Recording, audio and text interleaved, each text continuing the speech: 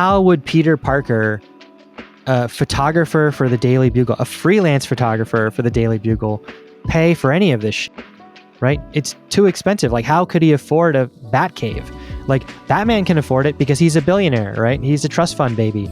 But how would Peter Parker afford, like, you know, how could he pay for any of this? So then I was like, I started putting this idea into my set design, was that he figured out, oh, he can sell his likeness. He can create Spider-Man as a brand. Hi everyone, my name is Daniel, I'm an illustrator, and today's interview is with VisDev artist Yuhki Demers. Yuhki has worked on many animation projects like Vivo, My Dad the Bounty Hunter, and Big Hero 6 the series, but you best know him from his work on the Spiderverse films, designing iconic sets such as Miles' dorm room and the Spidercave. In addition to being an industry veteran, Yuhki also hosts various workshops on Underpaint Academy, talking about all things VisDev and aiming to make you a better artist. In today's interview, we touch upon Yuhki's art journey, have a lengthy conversation about how AI is impacting the art world, and also give advice for artists trying to navigate everything. I hope you enjoy. Yeah, I'm really curious just to hear about your career and how things have gone and just your experiences working in the industry as well. And you're an artist that I've followed for a while. I mean, ever since obviously Spiderverse. So it's really cool to be part of the course and I'll be able to talk to you. So thanks for your time. Yeah, happy to be here. Okay, awesome. Cool. So let us begin. Just a very simple, can you just give us a brief rundown of your art journey and sort of what got you into art in the first place, and just a little bit of where you are now? Sure. Yeah. So my art journey, I think, started like a lot of people's art journeys, right? Always drawing as a kid, loved comic books, loved video games, loved animated movies, loved Marvel movies, superhero type stuff. You know, so I was always drawing in the margins of my notebooks, and at home, I would always be drawing Spider-Man, ironically. But it wasn't really something I knew I could do for work until later in my life. I was in my third year of college when I decided to pursue art, which is kind of a late start, I think, or it felt like a very late start. But yeah, I was I changed majors a million times. I started out as a mechanical engineering major, then a physics major, then a computer science major. And then I took a figure drawing class, and my teacher, Cynthia Minette, was, you know, she kind of noticed, like, hey, you kind of like this drawing thing, and you seem to be not the worst at it. You know, have you ever thought about doing art as a career? And I kind of laughed and was like, well, I want to, you know, eat and have money and, you know, like be able to buy things. And she's like, oh no, there's like all sorts of careers that you can do in art that, you know, you can make some money with. And sometimes you can make a lot of money. Right. And so she kind of introduced me to this world of like concept art and, you know, the stuff that, like, I don't know why I didn't know about it, but also there wasn't as much internet back then. So it was like harder to be aware of this sort of thing. But she was like, yeah, you know, everything you see in a movie or a video game or, you know, your favorite like animated movie, someone has to design that. And like, that's a job. And so she kind of explained that to me. And she gave me this book called The Skillful Huntsman, which is a collection of student work from the school Art Center College of Design. And then it was from then on, it was my goal to like go to that school and to become a concept artist. So that was kind of how I got into, that was like the beginning of my like professional artistic journey. Yeah, wow. From that point on, did you, have to make a portfolio and get in? And what was that process like, switching from, you know, different majors into that? Yeah, so it took, once I had decided that I wanted to go to Art Center. Art Center is not the type of school that you can just go and, you know, apply and get in. The first thing I did was I met, actually my teacher informed me that I'm going to need a portfolio to get in, and that my portfolio wasn't, you know, up to snuff yet.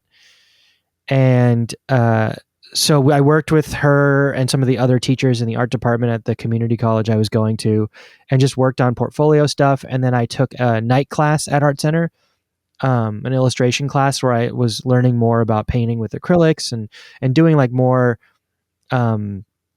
illustration-y type work.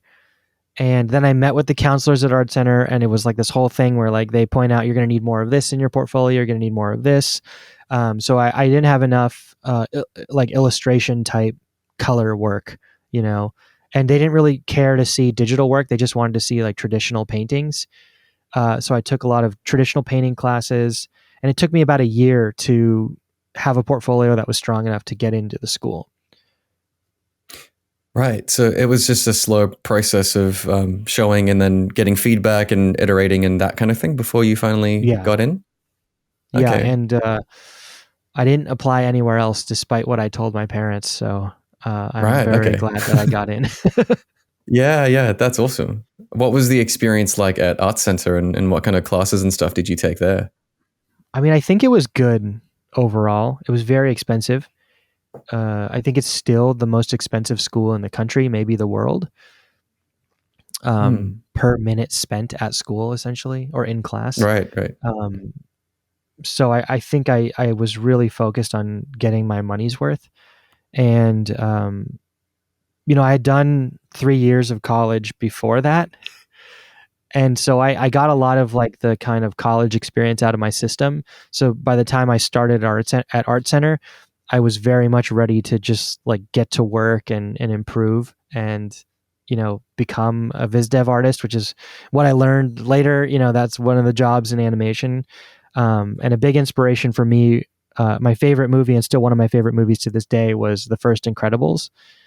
And seeing kind of like, okay, I love superheroes, but I don't know if I want to do comic books, and I love animation. And it was like the first time I saw superheroes in animation. So I was like in a feature 3D animated things or animated movie. Mm. So that was like my most, my favorite movie. And I watched it all the time. But Art Center itself, I think it was good. It was what I needed at the time, which was a very strict foundational focused school. And I think now we have so many options with online classes and all sorts of different schools you can go to, like Noman and all that stuff in LA. Hmm. But I didn't really know about any of those. So, yeah, it was the only thing I knew. But the thing that I really liked about it is that, if I had my choice, I probably would have skipped a lot of foundational classes. Like, I don't know if I want to learn like figure sculpting, or I don't know if I want to learn, if I want to take this many figure drawing classes or this many perspective drawing classes, or I just want to get into like, hey, let me start designing animated movies and let me start designing characters and designing sets and props and that kind of thing.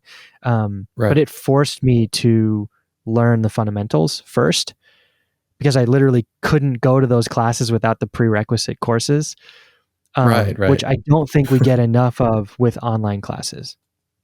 Yeah, that's exactly what I wanted to touch on is the boring stuff, as it were, is that thing that pulls all of the foundational skills afterwards. And, it's the thing of learning any new skill, that initial groundwork becomes muscle memory that you're unconsciously aware that you're pulling from all the time as you get into more complex topics and things like that as well. So it's kind of like a double-edged sword because obviously, all of the online stuff, you can get so specific into what you want. It's like just character design and just costume design, but it sort of assumes that you're at a certain skill level, right? And everyone's Yeah. coming from different places. So I Yep. suppose just to move forward a little bit with your underpaint courses, do you think about that with the students? And if so, how do you sort of manage the different skill levels? Yeah, I definitely do. And it's sort of one of the things that like I'm trying to sneak in the medicine, Right. right? So my cityscape workshop is a bit of like, okay, we're going to talk about perspective and like how you guys should set up your perspective grids and Mm-hmm. and it's kind of bare bones, right? Where it's like, here's like all you need to know, right? And here's how you set up a shot so it doesn't have boring perspective. And I'm trying to force people to eat their vegetables by sneaking it in to the dessert. Yeah. I mean, if I could have my way, if I could get more people to attend more foundational courses, I totally would do it. And I've even talked to Devin, who runs Underpaint, and started Underpaint. I've talked to Devin about like creating a curriculum that is similar to like a foundational curriculum that we had at Art Center, where you're forced to take this many hours of figure drawing. You're forced to take this many hours of head and hand drawing. You're forced to take this many hours of perspective drawing, because it's something that we don't naturally want to do, and in fact we try to avoid it usually. Yeah, I mean, there's definitely classes I avoided when I was in school if I could get out of taking it. Now I wish I did, but yeah. I try to bring that stuff into each of my classes. So like the color class that's coming up, there's a lot of kind of foundational design and color, knowledge that I picked up, or that not picked up, that was taught to us through the years we spent there, that I'm trying to boil down and reduce to this one class that will cover color theory as a whole and kind of get the basics of it, that you can take and move further on your own with. Yeah, absolutely. And because I think the benefit too is that it's like an 8-week class as well, right? So you have a bit more time to kind of marinate, I suppose, and teach the other fundamentals. Because at the moment I'm doing Leo Pinto's VisDev class as well, and I'm only in like week 2 at the moment. But it's I love that she talks all about the references first and the inspirations and kind of knowing yourself before you even like touch anything and paint anything. Because I think it's all of those things, as you were mentioning, you do have to really sit down and think about, and rather than just, rush in and get this sort of instant gratification. There's this, like, whenever I talk about reference, I mean, just in a class or just the way that I use reference, it always starts with, there's different categories of reference, right? There's painting reference, like how do I want the aesthetics of this painting to look? Like what are my influences and inspirations for the actual painting, right? And then say you're painting a car or a car factory, actual real life references of like, here are car factories, here are the objects that exist in a car factory, here's a bunch of cars, this is like the thing reference, like what is it reference. And then there's the lighting reference, which is like, I may have found a photo of not a garage or a car factory, but another type of factory that has cool lighting, and I want to replicate that lighting in my painting. So combining those 3 things is usually what my painting will come out as, right? And I never skip this. I always do it, because even to this day, like, if I guess I'm getting better, but if I'm working on a Spiderverse thing, I always have to remind myself, like, oh, this is how we paint with Spiderverse, and I have to like reorient myself to that style of painting by absorbing and looking at a bunch of Spiderverse paintings first. So yeah. Yeah. With how big is the style guide for Spiderverse stuff, or specifically, I guess, VisDev? Is it like a giant collage of, right? So you just kind of pull from each other and see like, for example, what Rob RuPaul has done and what Patrick O'Keefe has done. Yep, exactly. That was kind of something too that, like, when I was learning, a lot of the teachers at Art Center were like ex-Disney VisDev artists or ex-Disney background painters, ex-Disney layout designers, right? Ex-DreamWorks, kind of like this old school first generation, not first generation, but the generation 2 or 3 generations before me. They always had a style guide, right? So if you looked up Lilo and Stitch style guide for the first animated movie, right, not the remake, right. You'll find style guide pages that the art director or the production designer made to advise everyone on how to think about designing for that movie. And they used to always have style guides. So I just assumed, like, when I got my first job in animation, I'm like, okay, where's the style guide? And they're like, there's no style guide anymore, bud. We just wing it, And I wish there were. I think in 2D TV shows, when everyone has to produce background art that needs to look like it's done by one hand, there will be a style guide. But largely in feature animation, I don't think I've ever had a style guide. So what we do is kind of what you were saying, where it's like we look at some pieces that were early and successful, and we all kind of start building off and around those. So for like the first Spiderverse, for instance, we had taken over after Alberto had left, and I was one of the first VisDev artists hired the week after he was gone, and we didn't have a production designer yet, and we were kind of floating around trying to figure out what we would do next. And we kind of knew, well, we like this thing, we like this stuff that Alberto's doing, and but it's maybe a little bit too realistic. There's going to be a talking pig, so how do we tone this down shape wise and character design wise, and make it a little bit more fun and a little bit more cartoony? So playing around with a lot of different takes on, oh, what if this is how we design the sets, and got to do that for only 2 weeks. And then a new production designer was hired, Justin Thompson, and he was like, okay, we don't have any time to do this anymore. So, Yuki, you're designing Miles' dorm room, and kind of whatever you do here based off kind of some of the experiments we've been doing and some of the things that we like that we want to make sure you incorporate. Let's make the dorm room set design, and that will be the first thing that goes into actual production, the first set. And then while I was designing the dorm room set, Zach Retz, who sat behind me, was designing the classroom, like Miles' classroom set. And those were the first 2 sets that went into production. So a lot of it was, talking to my production designer, showing him where I was at, talking to Zach, oh, I like that you put some of those like floating lines there. I'm going to start doing that in mine. And he's like, oh, I like that like Oh, cool. kind of dot brush thing you're doing.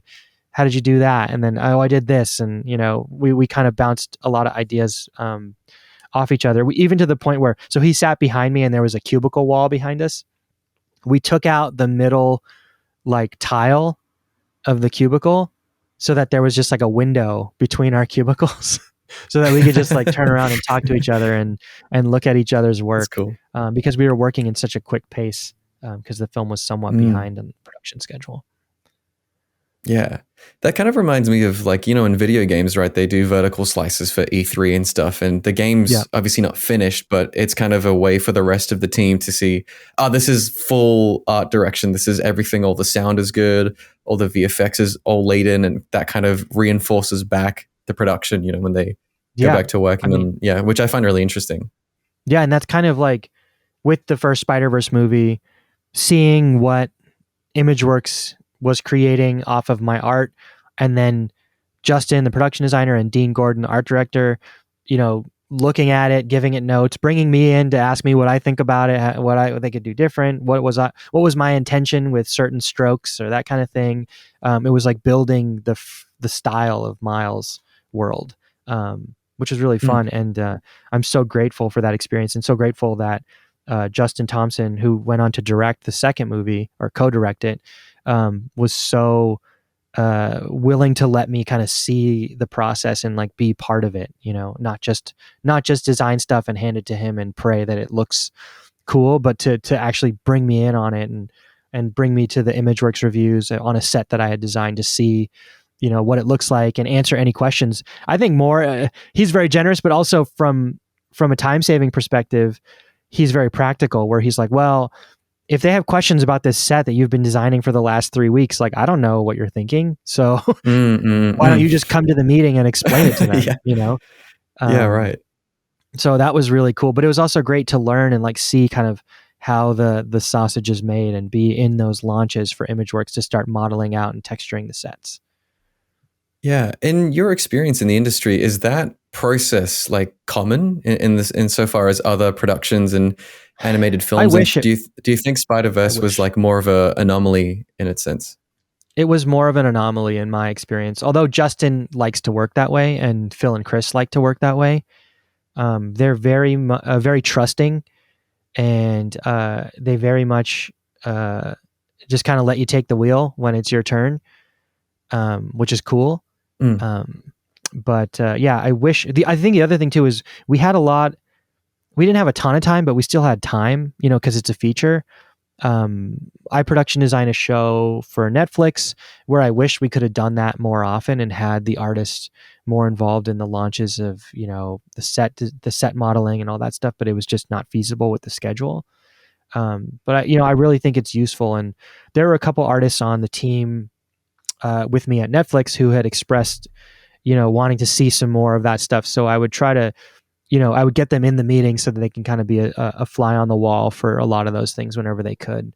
But I wish we did it more. Yeah. Are you referring to My Dad, the Bounty Hunter? Yes. The Netflix one?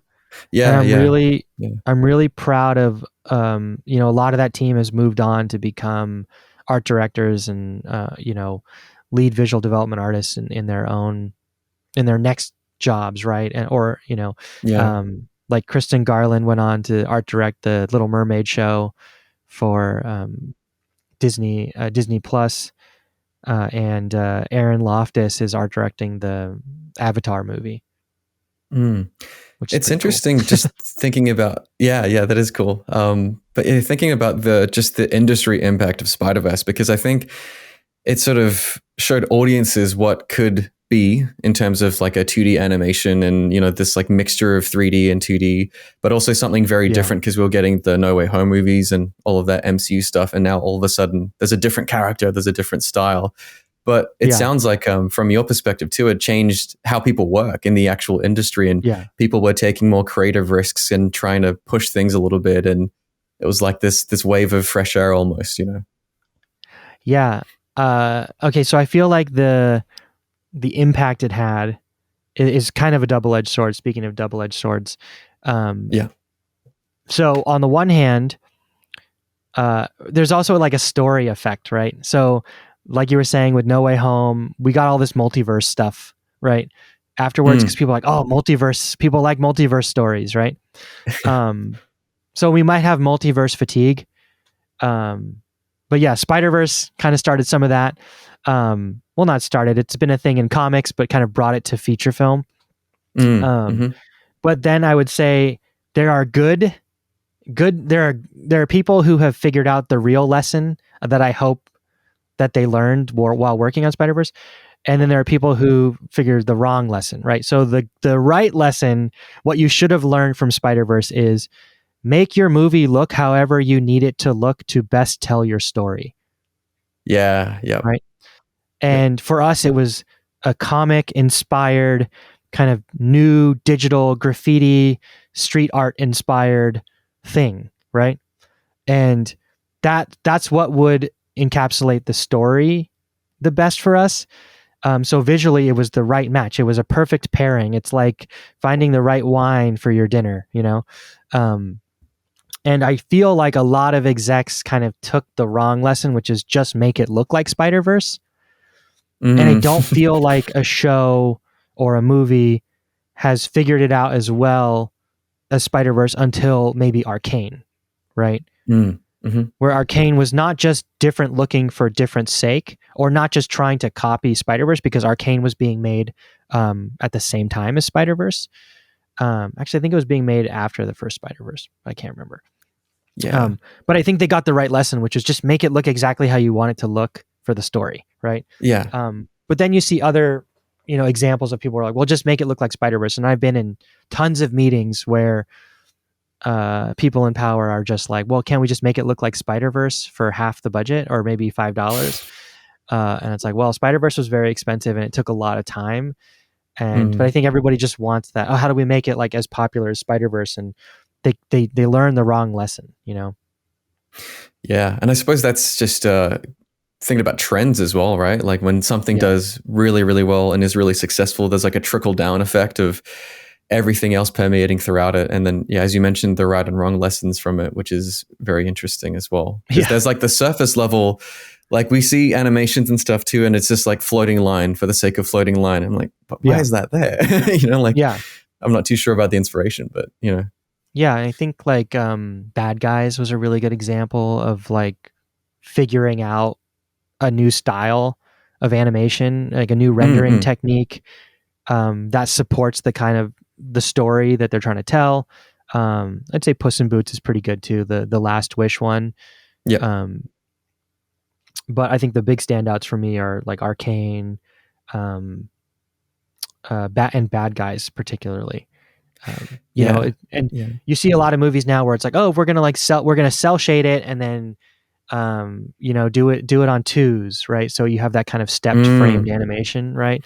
Which is like Spider-Verse did that, but then they also figured out, I don't know if you've watched any of the behind the scenes, but our animation supervisor, our VFX supervisor, Josh Beveridge and Danny Dimian figured out with the first movie where it's like, okay, it's cool if you have characters moving on twos, but if you have the camera moving on twos, it looks really choppy. So anytime there was a camera move, the camera was actually moving on ones, the 24 frames per second, while the characters were still moving 12 frames per second. And then there were certain actions or animation, you know, if there's an expression that they need to hit and they don't want it to be like, like stepped, they would sneakily convert it to a 24 frames per second animation, so that they can make sure they hit the right expression or the right mood.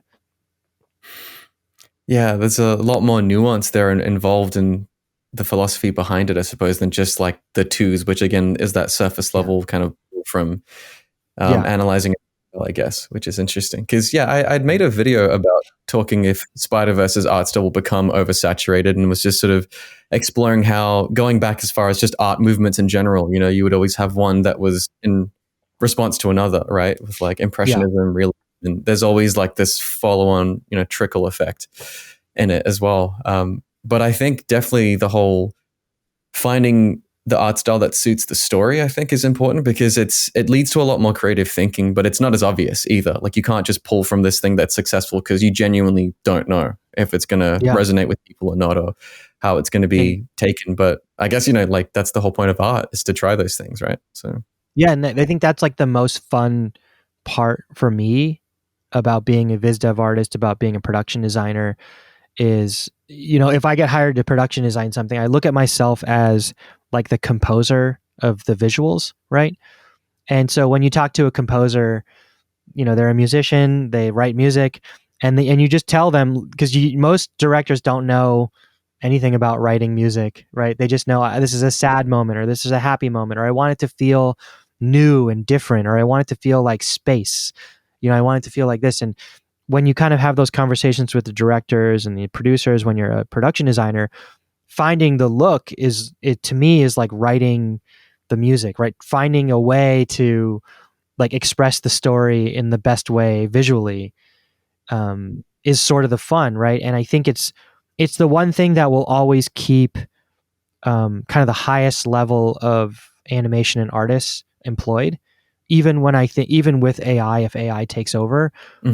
Before Spider-Verse, if you asked AI to create an animated Spider-Man movie based on the history of animation, it probably would have looked like a Disney movie with Spider-Man characters.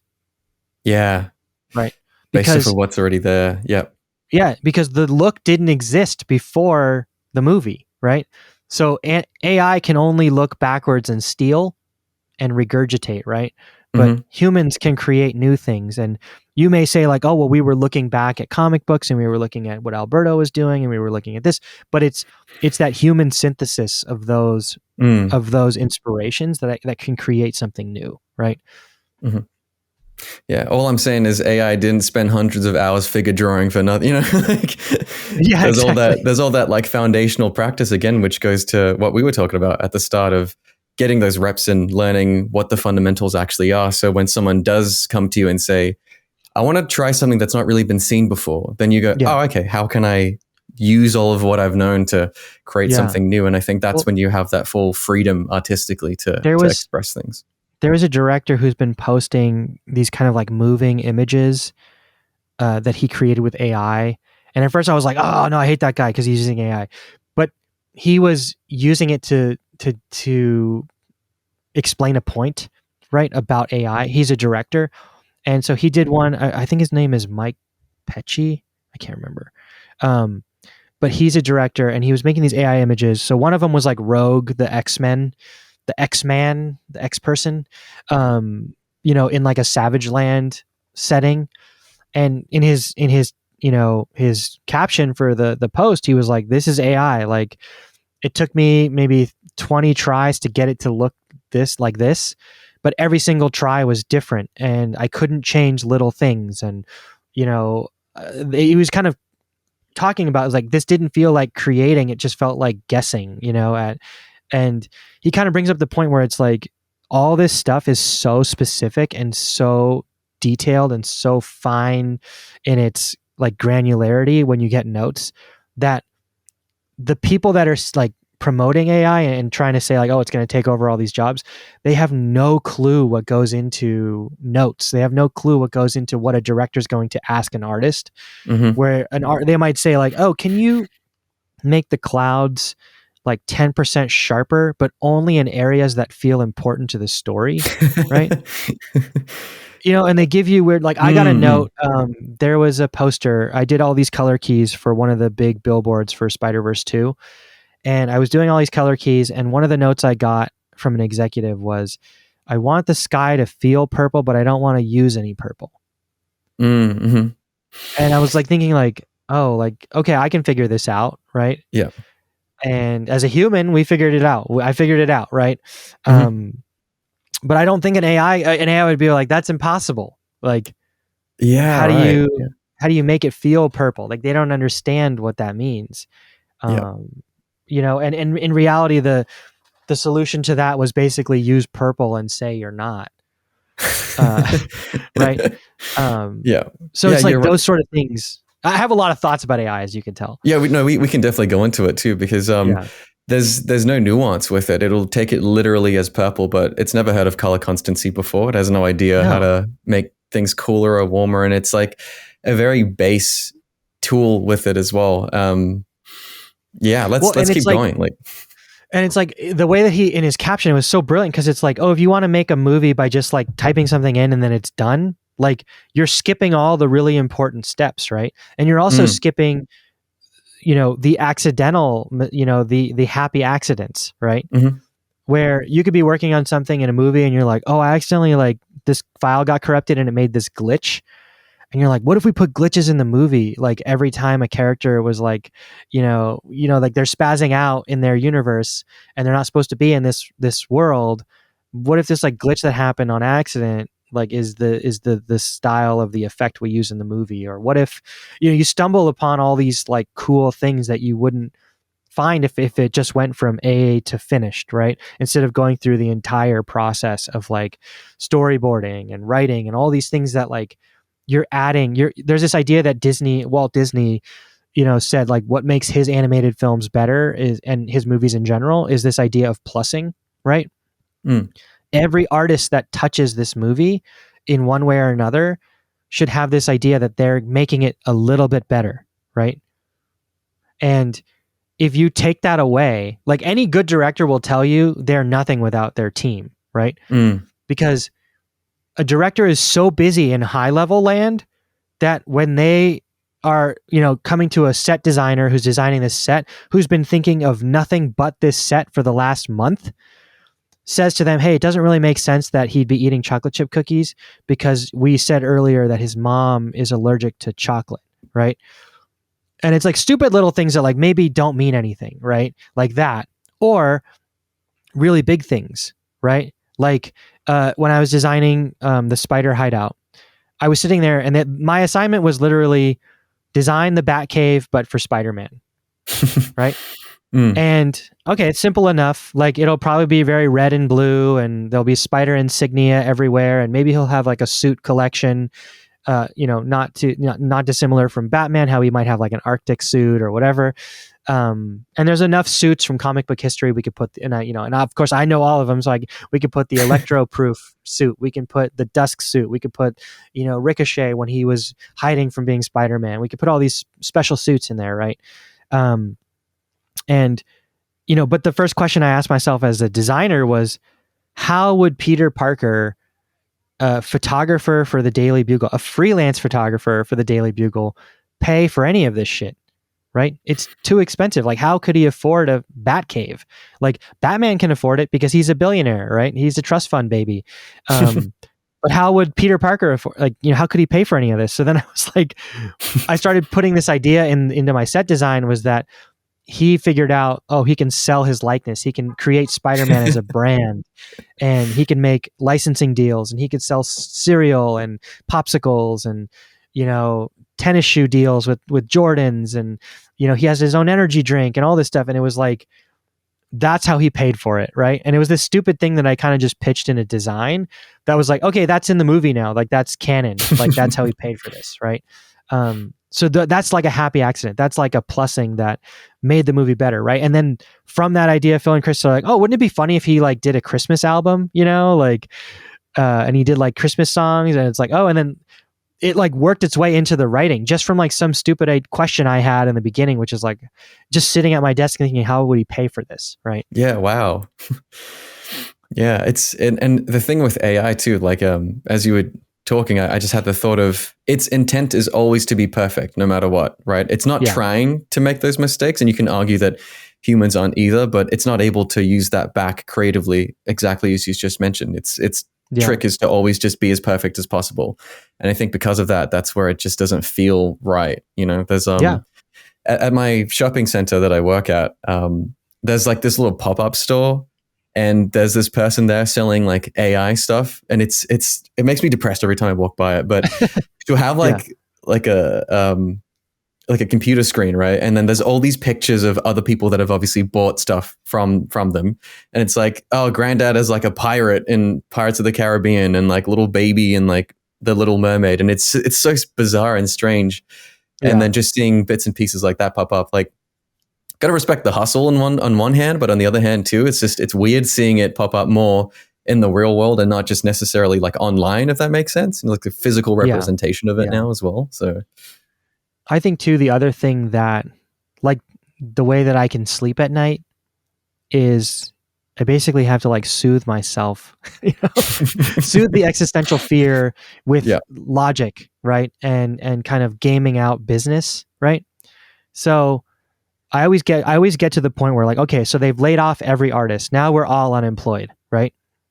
Mm-hmm. And the people in charge of the mega conglomerate who run this studio have decided that they don't need the artists anymore. One, they don't understand what the artists do because they don't work at that granular of a level. They don't go and see the directors working with the artists every day, talking about these things, plussing their movies. They just think, oh, all we need is a director and a script, and then we got a movie, right? Yeah. So that's one thing that keeps me, sane. The other thing is, okay, so you've fired all the artists. So everyone's out of work. The best story artists in the world, the best animation writers in the world, the best designers in the world. They're all out of work with nothing to do, right? What do you think they're going to do? They're going to be like, hey, what are you doing? Well, I'm not doing anything. Well, I'm working now. I'm driving Lyft to pay the bills, but you guys want to make a movie together? Mm-hmm, mm-hmm. And guess what? Now you have a new studio with no kind of executive strings attached, right? We don't have to do this thing this way anymore. We could do it any way we want, right? Yeah. And if we're talking about technology powerful enough to take us from a prompt to a finished movie, guess who else has access to that technology? People who understand making movies better than anyone else, right? Mm-hmm. So it's like if we get to a point where you want to go to war with artists, who have access to AI technology, who are better at making and understanding and designing films, that's a horrible plan, right? There's nothing worse than people who have nothing to lose and have a ton of time, right? Mm-hmm. So my theory, and I think what would happen is you put all these people out of work, they're all going to start their own studios. They're going to put their movies on YouTube. They're going to put their movies on TikTok, right? They're going to put their animated shows on TikTok. And guess who's going to make all the money? We will, right? Exactly. And then they'll be like, hey, there's something to this like human-made thing again. Like, how come they're making all the money? What do we do? Yeah. And it's like, well, they use humans, because they have original thought and they do new things, and they don't think, in terms of only things that have been done in the past. They think in new ways. So I think that's where we're headed. And I think too, if I listen to way too many podcasts about entertainment, there's a podcast called The Town. I don't know if you watched The Studio on Apple TV. But no, I haven't seen it. It's like a joke. They all listen to The Town, which is kind of about the entertainment industry as a whole, but more from like the business side. And they always talk about how like Netflix and Disney Plus don't really look at the other studios as competition. They look at YouTube as their main competition, because when you look at the ad revenue that YouTube generates as a company compared to how much ad revenue Netflix makes, like YouTube makes more money off of ads than Netflix, right? And they have micro creators. They have, people who just make their own stuff and upload it. And that shows me that it's like, oh, Netflix already knows dude, if you take away all of our, like, we're doing this thing for you now, and it's convenient Yeah. and it's easy because we can all just go to this building and do it together, and you guys pay for it, and you make it really easy for us to give you our best ideas. But if you literally take us out of that environment and force us to create on our own, we can do it. It's going to be a little bit harder. It's going to be more expensive for us, but it's like, we're not going to stop. So you're literally taking your best idea generators and putting them out on the street with nothing to lose. So I just think it's a horrible plan. And I think the people that are instituting that, there's another thing in business where, I don't know if you've ever heard of this phenomena, but if one tech company decides they're going to have big layoffs and they have some real reason that they need to do it, did you know that other tech companies will also have layoffs just to match them? Really? No, I They don't even do it sometimes. They don't even do it sometimes for a reason. They literally just do it because it's like, well, they're having layoffs. Maybe we should have layoffs too, you know? Right. Maybe they know something we don't know. That's so bizarre. I think with this AI stuff, you have a bunch of people who have been working for way too long, who are way out of touch with reality, who can't open their own PDFs because their assistants have been doing everything for them on their computer, writing emails, responding to emails, doing all this stuff for them for years, that when someone comes along, an AI CEO says, hey, I could save you 90% of your budget next time you make a movie.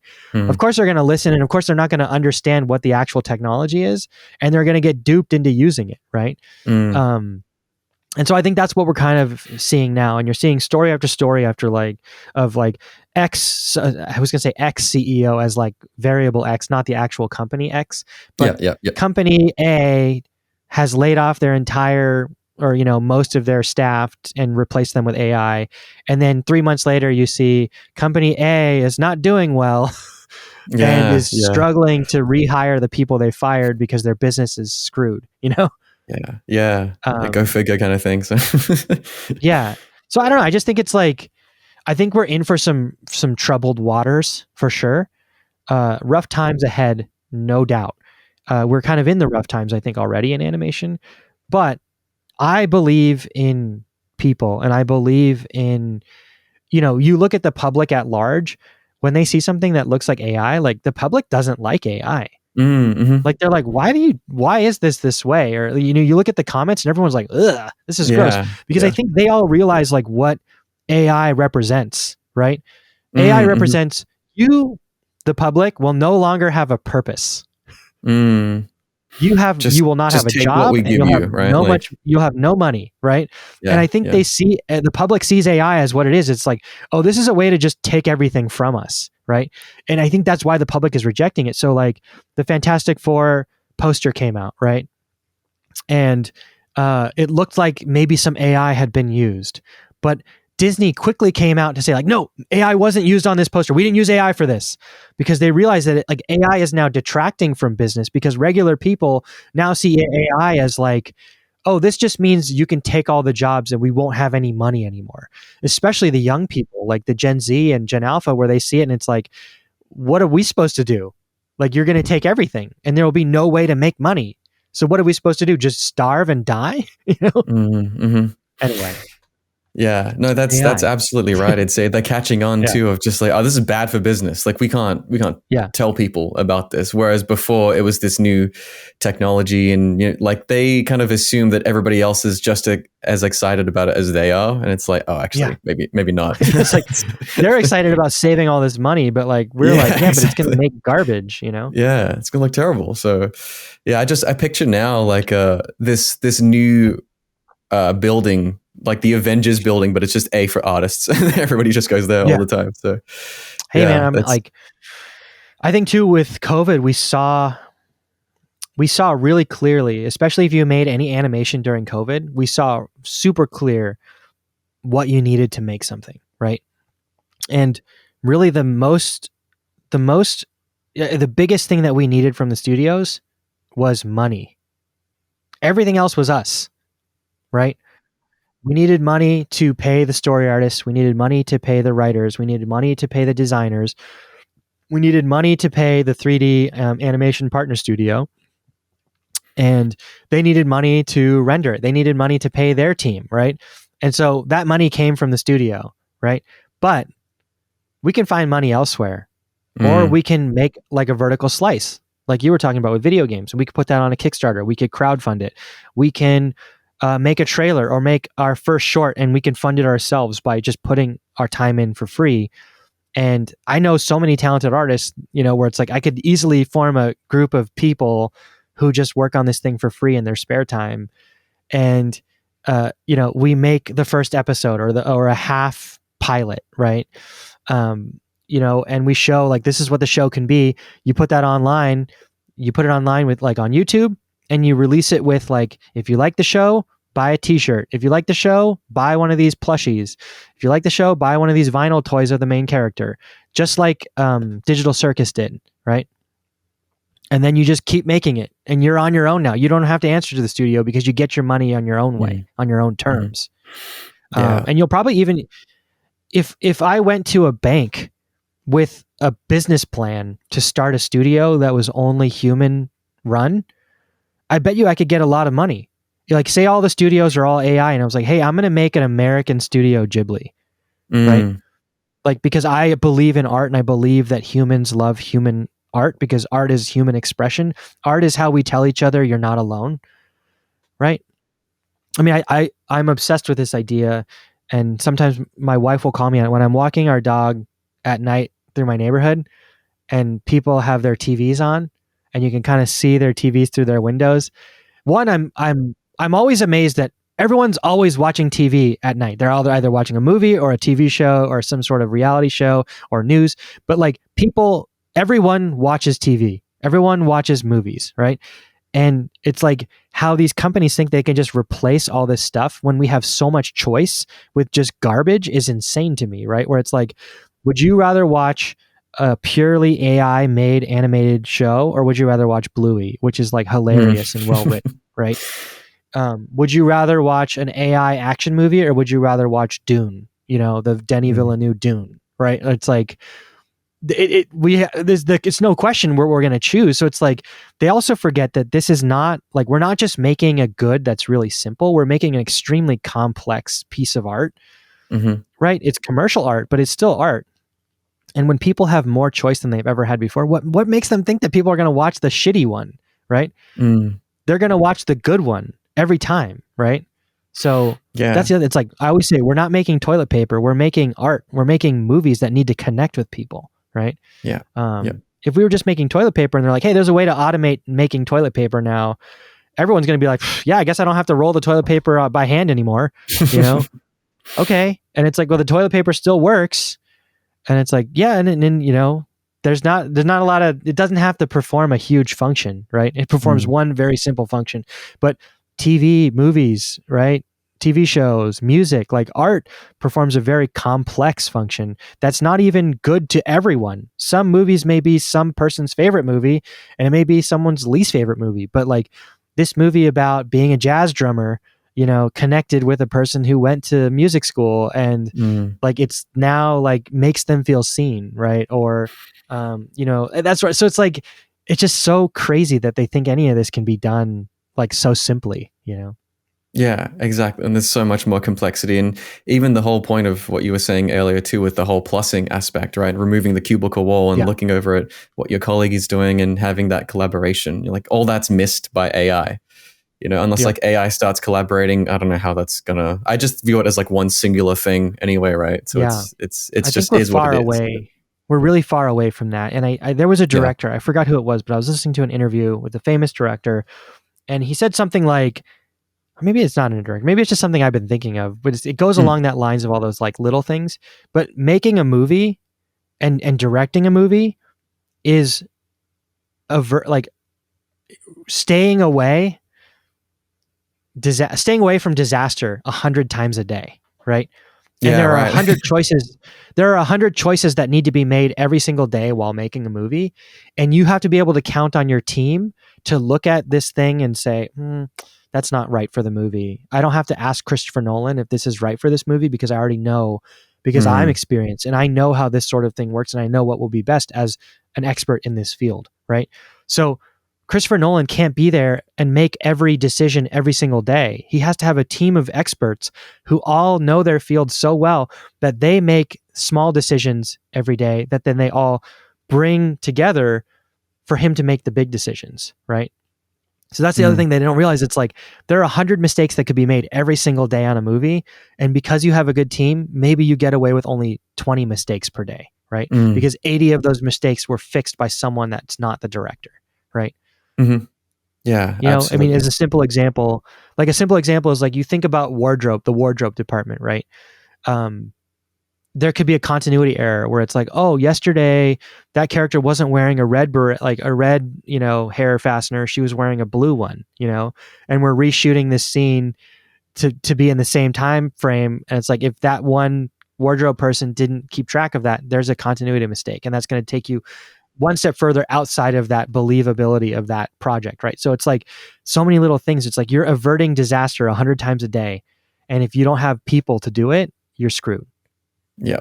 And that's the thing. It's when you watch or experience great art, it's like it almost seems effortless, like on screen. You don't think Yeah. about all the minutiae of all the tiny little details, and which is why I really enjoy production trivia and things like that as well.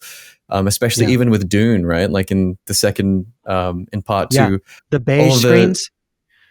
all the beige Yeah. screens, but even just the way that they were like, okay, we can't touch this sand dune now. Everyone just leave it because we Yeah. need this for this specific shot. And then if someone messes up, we have to wait till the sand literally combs off all of the footprints and everything like Yeah. that. You just never would think about them having to deal with that, and that being essentially someone's experience for like however long they shot for, So Yeah. Yeah. And I think the beige screens is like a VFX nerd version, where it's like they figured out, oh, like that was so cool. That kind of blew my mind, right? Where they figured out like, oh, when you have green screen stuff, like the green actually reflects off our skin. So like theoretically, when you cut out that person and you reflect anything in the background, anything that's like slightly green will get some of that color. But then they realized that it's like, oh, like, well, we're shooting in a desert. Like, what if we just reflect the color of the desert, Yeah. and just and then chroma key that out, Yeah. Yeah. It's kind of like the volume, right? That like Oblivion was Oh, filmed on, the and VFX, like yeah, Unreal like the Engine, I think they screens. use. Yeah. Yeah, like Mandalorian was like the first to really like use Yeah. it to its fullest, and then the Matt Reeves, the Batman, used it for like those Yes. scenes where they're at the unfinished skyscraper in Gotham and they're surrounded by the city. That was all just like a Yeah. city rendered in Unreal. That's crazy. That's But crazy. it creates the right reflections, which is really cool. Yeah, and especially for a character like Mandalorian, who is just all specular over his Yeah, he's armor and all everything like shiny that. and reflective, right? Yeah. So yeah, it's the perfect tool. Yeah, that's really cool. So yeah, moving on a little bit though, but still staying in the industry, Yuki, do you have, because you teach classes and stuff like that, and I'm sure you deal with a lot of students, and do you have kind of advice, and definitely we touched upon this with AI, but just with the newer generations and people that are thinking about doing this now, but maybe haven't yet taken the leap, do you have any sort of advice or words of wisdom that you'd like to share? I mean, I think everyone should just get good, right? Get as good as you can. Don't give up, right? Because through every technological advancement in history, like we still love painting with paint, right? We don't need to paint with paint. We can paint digitally. We can paint all the, but we still do it, right? I see, I think, an acoustic guitar behind you, right? Like, Yeah. we don't need acoustic instruments, but we still use them, right? Like, we don't need a lot of things, but we still hold on to them because they mean something to us and they make us feel things. So get good at drawing, draw on paper, paint with real paint. Just like embrace the foundations and get really good at that. And, don't be afraid to write your own show or to create your own stuff. Like every hit show was just someone's dream at some point, right? So we're not going to, we can either face this and just let it win and die, or we can prepare, right? And we can be better than it. So that's my plan, at least. Yeah. You'd mentioned something too in your underpaint cityscape course that really resonated with me, and it was like, even if the worst happens and all of us are out of a job, like you yourself said that you would still be doing it, but just working at Starbucks or whatever, but still doing art because it's such an integral part of who you are. Yeah. So you're not losing that aspect of yourself. It'll always be with you. which It's like yeah. I made movies as a kid with my brother and sister, like Yeah. claymation movies, like when we were kids because it was fun and I liked it.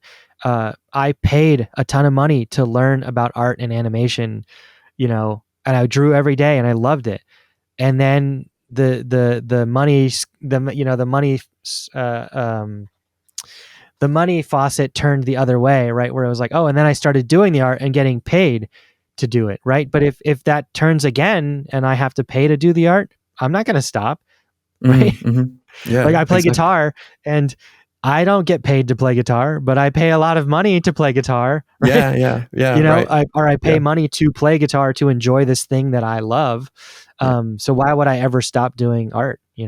Why would I yeah, ever stop making movies? Why would I ever stop making TV shows, telling stories? I'm not going to stop. It's never going to stop, right?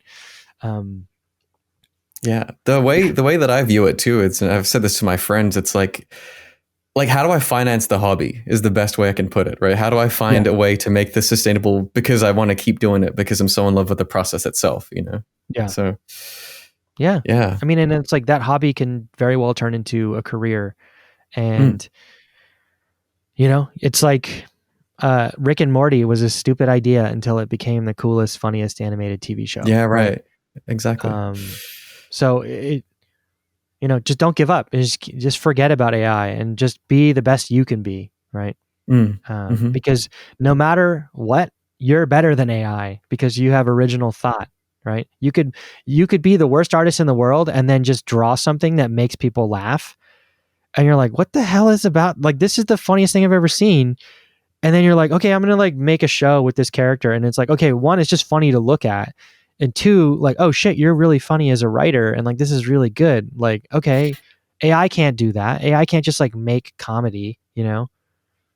Mm. It's Mm-hmm. impossible. And I think that's boiling it down to the base human connection of it, right? Of like a shared experience or whatever. And it doesn't always have to be technically good. Like that's kind of missing the point. And exactly as you Yeah, said earlier with Spiderverse's art style fitting the story that it needs to tell. Like sometimes if a crude drawing is all it takes to represent a very simple idea, but very universal, like that already has merit. It doesn't always have to be yeah, this technical, wonderful achievement, but yeah. And I learned. I used to share an office with an artist named Jesse Acklin, and Jesse's a really talented character designer. Worked at DreamWorks and all over. And he used to do like the funniest, just like drawings of people and characters, and they used to make me laugh because they just like look so stupid, but like mm, it was like an amazing skill. Like, well, yeah, if I asked him to draw something like Perfect Anatomy, make it look like a Disney character, he could do it no problem. But like the way that he loved to draw was just like stupid and fun and silly, and he would just make me laugh with his drawings, and it's like, wow, like he had real power there. Um, mm-hmm. and that was like super inspiring to me, like to see where it was like, oh man, Yeah. like this guy could just like make me laugh by doing a little doodle on a napkin and like hand it to me at lunch. Mm-hmm. Um, so that's the power of like human connection and like Mm. human creativity, that I think they're completely messing up on and by discounting, right? Yeah, 100%. Yeah, and I definitely agree with you as well. I think it's just to be not necessarily like, I don't want to use the term bury, your head in the sand because I don't feel like we've been doing that at all, but it's definitely just being aware of it and being understanding that like there's just a resilience aspect that we have as well, like we'll Yeah. find a way to make it work, whatever that looks like. And it may not be clear now, but you just stay the course, right? And just, Yeah. keep connected and keep talking to other artists and, reaching out and seeing what people are up to and all those kinds of things. So Yeah. I think I that's, definitely, that's, along those lines of advice too, I would also say like, don't just try to network with the people that you want to be. Network with people who are where you're at as well, right? Because I work now, I mean, they're my peers, right? Like you network with your peers because there were times when I was coming up and trying to get jobs in feature animation, and I'd see my friend and be like, "Oh, you're still trying to? Me too. I'm still trying to." And then it's like, "Oh, we both got it, and now we work together." And it's like we had built a relationship before we got these dream jobs. mm, And we were friends and we helped each other, and, oh, can you look at my portfolio and give me any advice you think? Like, yeah, that piece feels off to me. I can't tell why, but it feels off.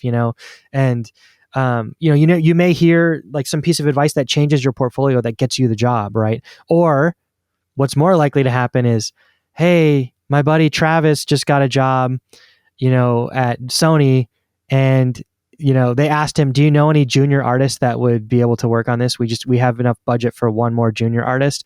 It's like, well, my buddy Yuki is looking for work right now, and he's pretty good. He's basically me, so that happens all the time, right? Yeah. Because why go through the entire like recruiting online application process if someone is just like, oh, I know a person, you just hire this person, Yeah, 100%. They're in my painting group, or they're in my, I've known them since school, like, right, that sort of thing. And one of the most fascinating pieces of production trivia I love finding out about is like this really super successful thing that comes out, and all the artists like go way back, and they're like, oh, they knew each other for like a decade at this point. It didn't just happen. There was a lot of tiny, as you say, lots of small decisions, butterfly effect, or whatever you want to call it, that led to this thing, and they're all very successful in their own right, which I love. I love seeing. So yeah, there's like that cool story about Seth Rogen where he was on Freaks and Geeks with Judd Apatow, right? And he was an actor, right? And he always talks about like, oh, well, I want to make my own stuff. And it was like Judd Apatow gave him like really good advice, like, just make it you. Don't try to be me. Try to be you, And it was like you said, it's like that wouldn't have happened if he didn't work with Judd Apatow, right? And then he met, a bunch of people on that show. Like I think he met Evan Goldberg on that show, who's been his creative partner ever since, right? And then we wouldn't have Superbad, we wouldn't have Pineapple Express, we wouldn't have The Boys, we wouldn't have The Studio, we wouldn't have anything that he's done, right? So wild to think about. So I thought you were going to go to Emoji Movie with this. Oh no, I mean, well, I think we're almost out of time, so maybe we can chat about that at some other point in the future. That'd be cool. Like, because I genuinely do have questions as well about that. I could give you a short answer on that. Is like a ton of people who worked on Spiderverse worked on the Emoji Movie, and we worked just as hard on the Emoji Movie as we did on the Spiderverse movie. Yeah, which I love. I love to hear about. That was a thing in the course that you had mentioned. Like I think in week 1, I was like, wait, what? Looked it up, found out it, and it's just the craziness of the direction. And I love that you'd mentioned too, like when you guys got the script, it was like, okay, like we kind of know what this is, but we're still going to do it anyway because we love, we love the process, which is very inspiring. So yeah, that's awesome. So yeah, with that as well, Yuki, did you want to talk about just briefly about your upcoming VisDev color class that's coming out soon on Underpaint? Yeah. So if you've taken some of my classes, so you know how I roll. I'm a very upfront, back to basics, just as clear as I can be about everything I've learned.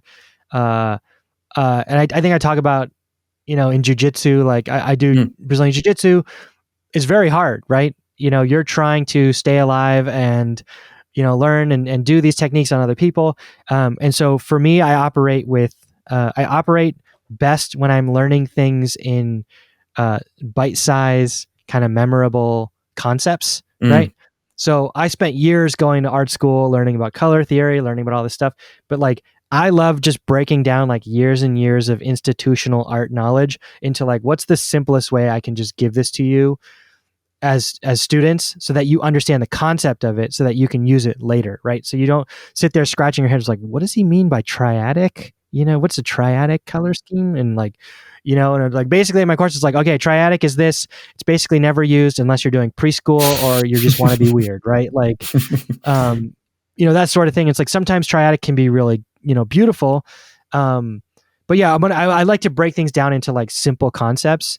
And then you could take those simple concepts and then apply them to your own work sooner, right? Without having to really break down what they meant by this kind of complicated, 14-week color class.